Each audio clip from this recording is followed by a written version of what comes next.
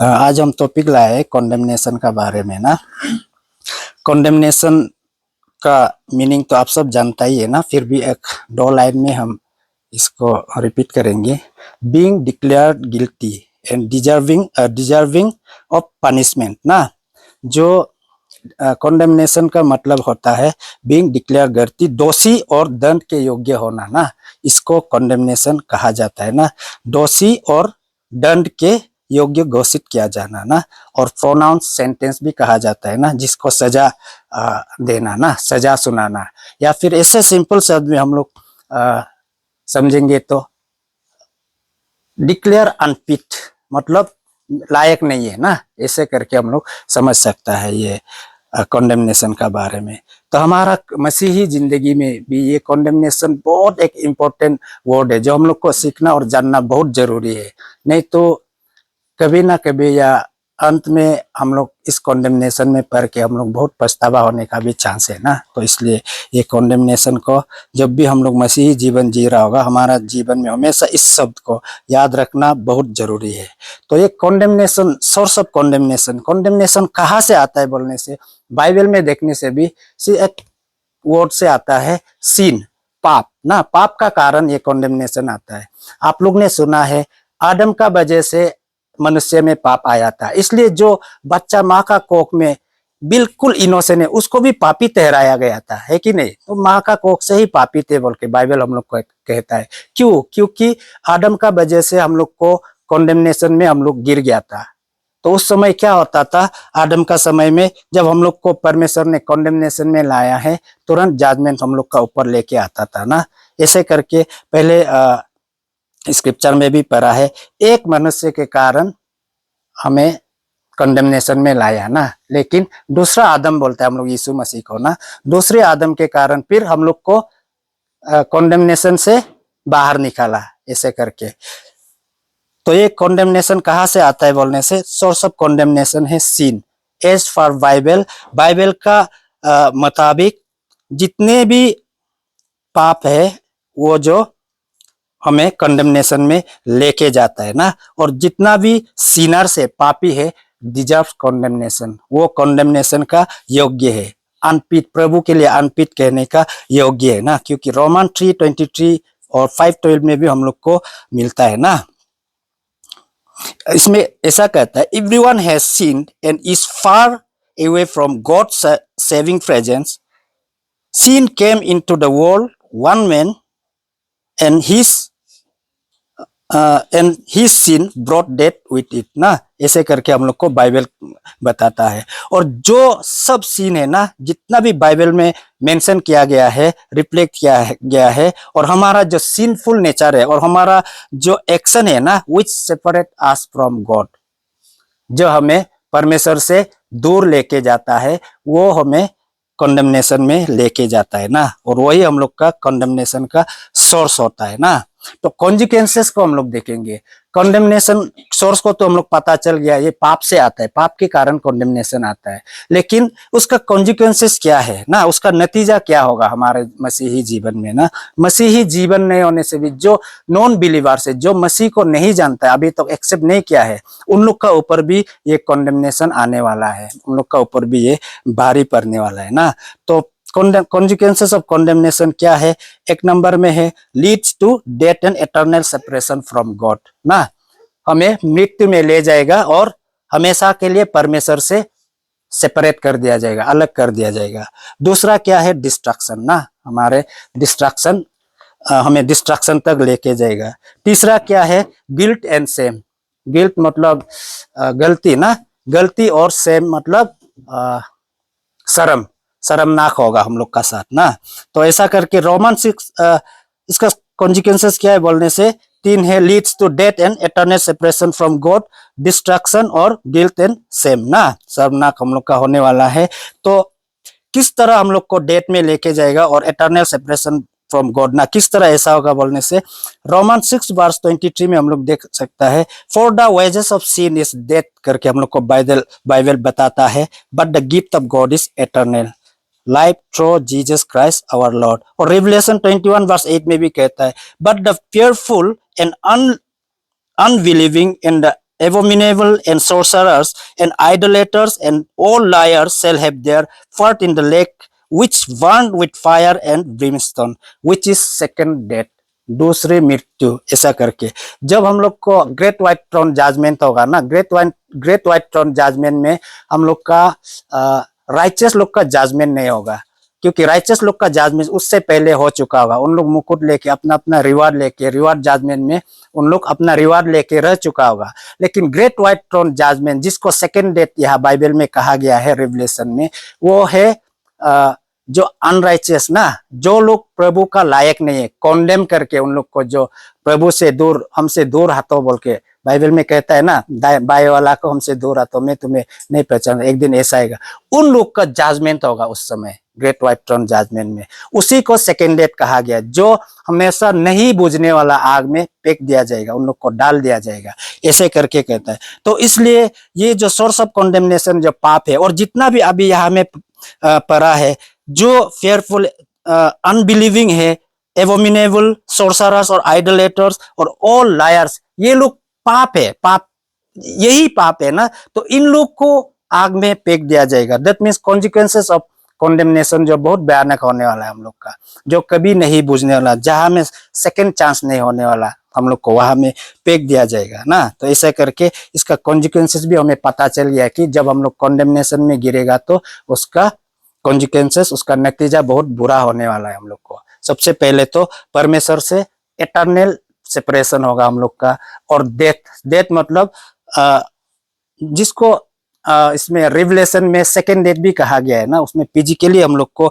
Resurrect करके ना, ये टॉपिक अलग है, फिर भी हम लोग को इसी बॉडी में हम लोग को जजमेंट किया जाएगा, उसमें ग्रेट व्हाइट थ्रोन जजमेंट में भी ना। जिस तरह जब यीशु मसीह का ट्रम्पेट बजेगा, जिस तरह राइचस और जो पहले से मसीह में सोया वाला लोग को उठा के रिजरेक्ट करके बॉडी में जांच करके उन लोग को रिवार्ड दिया जाएगा, उसी तरह अनराइचियस जो अनबिलीविंग लोग को भी ना, कॉन्डेम किया वाला लोग को भी, जो पहले से मर चुका वाला और अभी जो जीवित है, उन लोग जिस समय उन लोग मर जाएगा या प्रभु का आते समय उन लोग को मार दिया जाएगा, उन लोग को भी फिर बॉडी में रिजरेक्ट करके इसी बॉडी में जजमेंट किया जाएगा ना। उस समय कॉन्डेमनेशन में, ये ग्रेट व्हाइट थ्रोन जजमेंट में बहुत भयानक होने वाला है। तो who are condemnable as far the Bible, तो बाइबल का हिसाब में कौन कौन कॉन्डेमनेबल हो सकता है ना, कौन इंसान लोग, कौन मनुष्य लोग, किस तरह लोग ऐसा हो सकता है। तो हम लोग देखते हैं, सबसे पहले है अनरिपेंटेंट सिन। अनरिपेंटेंट सिन मतलब, देखिए आदम से लेके तो हमें पापी ठहराया ही था, लेकिन यीशु मसीह आके उस कॉन्डेमनेशन को हटा के, यीशु मसीह ने हमें उसका लायक बनाया था ना, उस कॉन्डेमनेशन को हटा के। लेकिन हम इस गलत प्रेमी में नहीं जीना है कि परमेश्वर ने हमें एक बार कॉन्डेमनेशन से बचाया है, उसका लायक बना दिया तो हम परमानेंट लायक हो गया, ऐसा नहीं है। अभी ग्रेस पीरियड में हम लोग को, जो ग्रेस पीरियड हम लोग को चांस दे रहा है ना, एक मौका है हम लोग को जीने का, जिस तरह स्टूडेंट को पढ़ने का मौका है, बाद में टाइम पार होने का, उन लोग जितना पढ़ाई करने से भी वैल्यू नहीं आता है ना, उसी तरह हम लोग को एक मौका दे रहा है। तो इस मौका में अगर हम लोग अपना वही पुराना जिंदगी आदम से निकाल के यीशु मसीह तक नहीं पहुंच पाएगा तो हमें कंडेमनेशन में हम गिर सकते हैं। देखिए, आदम से पाप होके हम लोग, यीशु मसीह हम लोग को बचा के आदम से निकाला, यह यीशु मसीह है। लेकिन हम लोग अभी बीच में है, आदम से निकल के यीशु तक नहीं पहुंच रहा अभी तक। हम लोग बीच में अटका हुआ है, भटका हुआ है ना, बीच में बहुत गलत काम, ये काम वो काम करके हम लोग यीशु मसीह तक नहीं पहुंच पा रहे। जो लोग यीशु मसीह तक नहीं पहुंच पाएगा उन लोग कंडेमनेशन में गिरेगा। और अनरिपेंटेंस, जो पहले मेरा पिछला जिंदगी में जो हमसे जो पाप हुआ था, या मान लीजिए कल हमसे पाप हुआ है, मैंने रिपेंट किया ना, प्रभु क्षमा कर दो, आज से ये दोबारा नहीं होगा, दैट मीन्स खत्म ना, दोबारा हम वो पाप नहीं करेगा। लेकिन अब ऐसा प्रॉमिस या रिपेंट कॉन्फेस करने का बाद में फिर वो दोबारा पाप दोहराएगा तो वो फिर अनरिपेंटेंट सिन में आ जाएगा। मतलब आपने चलो क्षमा तो मांगा लेकिन रिपेंटेंस नहीं था साथ में ना, सिर्फ क्षमा सिर्फ फॉरगिवनेस के लिए आपने कॉन्फेस सिर्फ किया लेकिन रिपेंट नहीं हुआ ना। तो इसलिए अनरिपेंटेंट सिन जो हमें परमेश्वर से दूर लेके जाएगा और कॉन्डेमनेशन में गिराएगा। बाइबल से एक एग्जांपल लेते हैं हम लोग, जुडास इस्करियोत को ले लेते हैं। उसने यीशु मसीह को धोखा दिया, लेकिन उसने क्या किया, धोखा देने का बाद उसने रिपेंट नहीं किया। अगर वो रिपेंट होता तो खुदकुशी नहीं करना था। रिपेंट नहीं होके उसने खुदकुशी किया। अगर वो रिपेंट होके यीशु मसीह का चरणों में गिर के रिपेंट होता, चलो कोई उसको मार भी देता, लेकिन सल्वेशन उसको मिलना था। हुआ अभी कोई गारंटी नहीं दे सकता है कि जुडास इस्करियोत जो स्वर्ग में होगा बोल के। हर कोई उसको विश्वास करता है। खुदकुशी करना भी तो मारदार करने का बराबर है कि नहीं?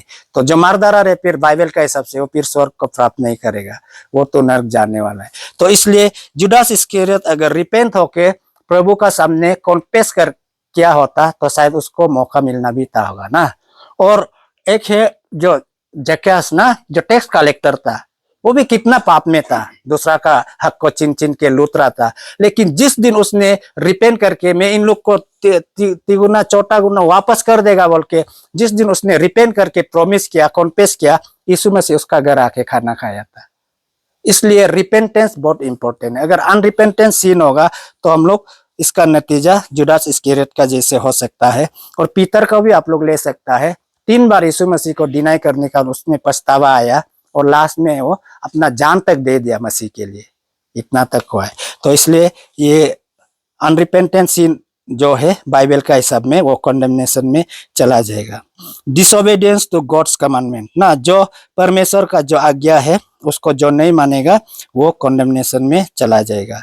रिजेक्शन ऑफ जीसस क्राइस्ट, हम लोग अभी अपना आपको बोल सकते हैं हाँ मैंने प्रभु यीशु मसीह को एक्सेप्ट किया ना, रिजेक्ट नहीं किया। लेकिन बाइबल का हिसाब में जो यीशु मसीह को रिजेक्ट करेगा वो कंडेमनेशन में चला जाएगा। तो हमारा बहुत सारा भाई बहन लोग है अभी तक जो प्रभु यीशु को एक्सेप्ट नहीं किया है, अभी तक अंधकार में घूम रहा है। लेकिन हम जो रिपेंट होके प्रभु यीशु को अपना सेवियर मान के, अपना गॉड मान के एक्सेप्ट करके यीशु मसीह को एक्सेप्ट कर चुका है, हम लोग कंडेमनेशन से दूर है। लेकिन हम लोग अपना जो पिछला वाला जो लाइफ है उसको अनरिपेंटेंट जो हम लोग लाइफ जिएगा तो फिर भी हम लोग कंडेमनेशन में गिर सकता है। तो इसलिए ये ध्यान रखना बहुत जरूरी है। और चौथा है हिपोक्रेसी ना, हिपोक्रेसी भी बहुत एक खतरनाक वर्ड है बाइबल में देखा जाए तो। जिसको यीशु मसीह गाली देते रहता था ना, और जिसको एग्जाम्पल भी लेता, तुम हिपोक्रेसी, वो सादुसीस फरीसीस लोग को गाली देने से हिपोक्रेसी हिपोक्रेसी बोल बोल के तो गाली देता था। और टीचर्स ऑफ लॉ को ना, उन लोग को, जो हिपोक्रेसी होता है उसका जिंदगी जो बहुत खतरनाक होता है। खतरनाक इसलिए है वो अपना जो मसीही भाई बहन लोग का बीच में भी एक ऐसा मसीही लाइफ दिखाता है ना, एकदम ऊपर में अच्छा जैसे, एकदम राइचियस जैसे दिखाता है, लेकिन उसका जो निजी जीवन होता है ना, जो पर्सनल लाइफ होता है, उसमें बहुत खतरनाक होता है। ये इंसान असली में हिपोक्रेसी होता है ना, जो ऊपर में अच्छा अच्छा बात करेगा लेकिन दिल में किसी के अगेंस्ट में, किसी का खिलाफ खोट रखेगा, ऐसे वाला। तो जो लोग हिपोक्रेसी है, जिस तरह यीशु मसीह ने सादुसीस फरीसीस लोग को गाली देते रहे, हम लोग को भी इसी तरह गाली देगा वो, जब हम लोग उसका सामने खड़ा होगा। एकदम हिपोक्रेसी हिपोक्राइट्स बोल के ना, ऐसे करके। तो हम लोग को मसीही जीवन को इस हिपोक्रेसी लाइफ में हम लोग नहीं जीना है, जो प्रिटेंडिंग टू बी राइचियस, लेकिन हम लोग एक्चुअली राइचियस नहीं है ना, सिर्फ दिखावा। Lack of compassion and love ना, जिसका अंदर में प्रेम ही नहीं है तो वो कभी हम लोग प्रभु यीशु को मिल ही नहीं पाएगा। ये तो बाइबल में भी कहा गया है, क्योंकि एक जिसका पास सबसे बड़ा तो अभी प्रभु यीशु का हिसाब में तो प्रेम है ना, जिसका पास प्रेम ही नहीं है तो कभी यीशु को मिल ही नहीं पाएगा। ये तो सिंपल वर्ड में हम लोग समझना है ना, गहराई में नहीं जाने से भी। दोज हु प्रैक्टिस एविल ना, जो बुराई जो गलत काम करता है, कामों में पड़ता है, उन लोग कॉन्डेमनेशन में चला जाएगा ना। तो इसका फिर नेक्स्ट है हाउ टू अवॉइड कॉन्डेमनेशन ना, फ्रीडम फ्रॉम कॉन्डेमनेशन, या फिर हाउ टू ओवरकम कॉन्डेमनेशन। तो हम लोग देखा है सोर्स ऑफ कॉन्डेमनेशन, देखा है कॉन्सिक्वेंसेस, देखा उसका नतीजा, फिर कौन लोग कॉन्डेमनेशन में गिर सकता है वो देखा है। अभी है तो उसे हम कैसे ओवरकम कर सकता है ना, और फ्रीडम, कॉन्डेमनेशन से फ्रीडम पा सकता है। सबसे पहला है true faith in Jesus Christ, यीशु मसीह में विश्वास करके। सबसे पहले जो स्क्रिप्चर में पढ़ा है उसको हम लोग विश्वास करना पड़ेगा। हम पापी ही थे ना, हम पाप में थे, कॉन्डेमनेशन में था, लेकिन यीशु मसीह ने आके हमें उस कॉन्डेमनेशन से चुराया। इसलिए हम लोग को यीशु मसीह में विश्वास करना पड़ेगा, और उसने आके हमें कॉन्डेमनेशन से बचा के क्या क्या है, हमें पिता की ओर हमें लेके जा रहा है। इसलिए आदम से निकाला जरूर है, लेकिन बीच में हम लोग को भटकना नहीं है, यीशु मसीह तक हम लोग पहुंचना है ना, तभी हम लोग कॉन्डेमनेशन से बच पाएगा ना। रोमन 8:1 या जॉन 5:24 में क्या कहता है, there is therefore now no condemnation to them which are in Christ Jesus who walk not after the flesh but after the spirit. देखिए, जो मनुष्य फ्लेश में ज्यादा चलता है वो मसीह में कम चलता है। इसलिए हम लोग को बाइबल बताता है कि हमें आज्ञा देता है कि हमें स्पिरिट में चलना है ना, हमें पवित्रता में चलना है। और जॉन 3:16 में पढ़ने से हम लोग को क्या क्या है, परमेश्वर जब यीशु मसीह को इस धरती पे भेजा है तो पापियों को, या जो कॉन्डेमनेशन में था, उन लोग को बचाने के लिए तो भेजा था ना। तो इसलिए हमें ये विश्वास करना पड़ेगा कि यीशु मसीह हमारा सेवियर है, जो हमें कॉन्डेमनेशन से बचाने आया था और बचाया भी है। तो उस बचाने वाला को अभी हम लोग उसका उसको क्या बोलते हैं, वो रख देना है ना, उसका सर क्या बोलेगा सर मोल ना, उसका मोल रख देना पड़ेगा हम लोग को। जिस तरह यीशु मसीह में आके अपना जान तक देके हमें कॉन्डेमनेशन से बचाया है ना।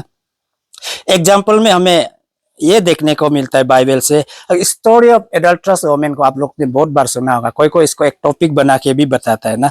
तो एक वोमेन को एक एडल्ट्री का उसमें गुनाह में पकड़ के ना, पत्थर से मार के मराएगा बोल के लॉ में लिखा है बोल के, उसमें टीचर्स लोग ये लोग पूरा खड़ा का घेरा होता है ना, पत्थर मार के मराना है बोल के। तो यीशु मसीह पहुंच जाता है तो उसको बोलता है इसको पत्थर मार के मराना है, उसने ये गुनाह किया बोल के। तब यीशु मसीह कहता है ना, जो अपना आपको राइचियस समझता है सबसे पहले वो पत्थर मारो बोल के। तो कोई नहीं मारता है, सब चला जाता है, लास्ट में वो औरत अकेला खड़ा होता है। तब यीशु मसीह कहता है वो सब कहाँ चला गया बोल के ना, सब चला गया। और जब औरत वो खड़ा होता है तो औरत को बोलता है, उसने औरत को ऐसा कहता है, I don't condemn you either go but don't sin again. देखो, कॉन्डेमनेशन से बचाता जरूर है, फिर ये भी कहता है दोबारा पाप मत करो। एग्जैक्टली जो अनरिपेंटेंट सिन का तरह हमें बचाया है तो बचाया, हमें दोबारा उस पाप में नहीं गिरना है।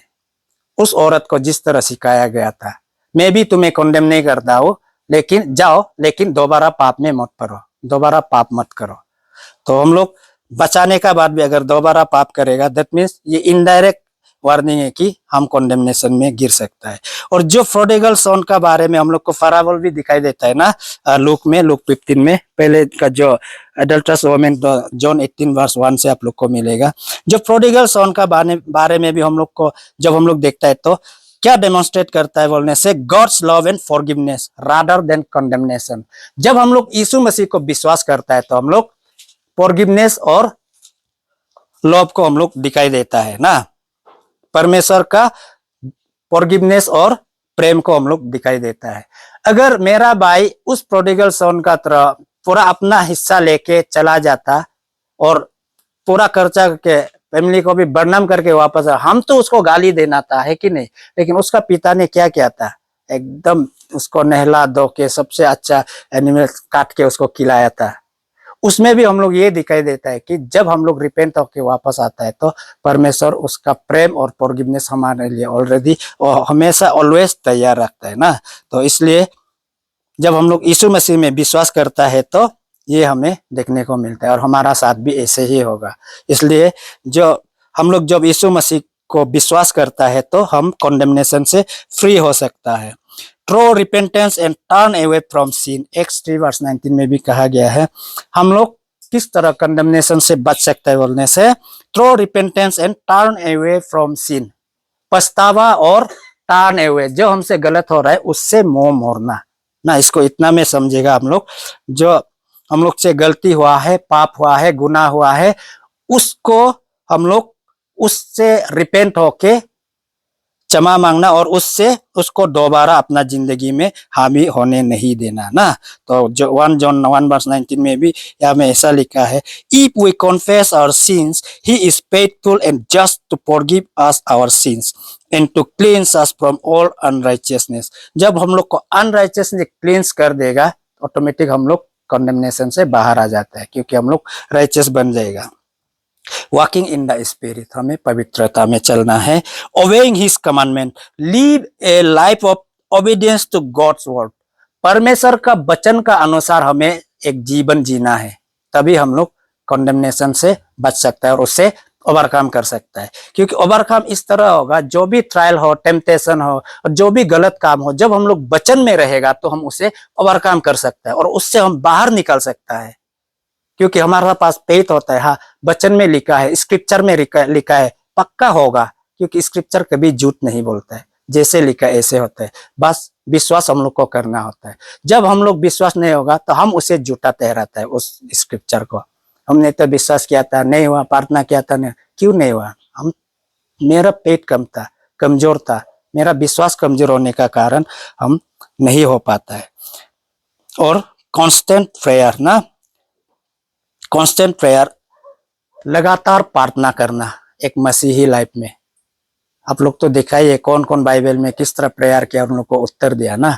और प्रेयर हमारा एक बहुत बड़ा वेपन है। बाइबल हम लोग को बताता है हमारा लड़ाई प्लेस से नहीं है, या हम अपना भाई बहन जो दिखाई देता है इनसे नहीं है, spirit of the darkness, power of the darkness का साथ है।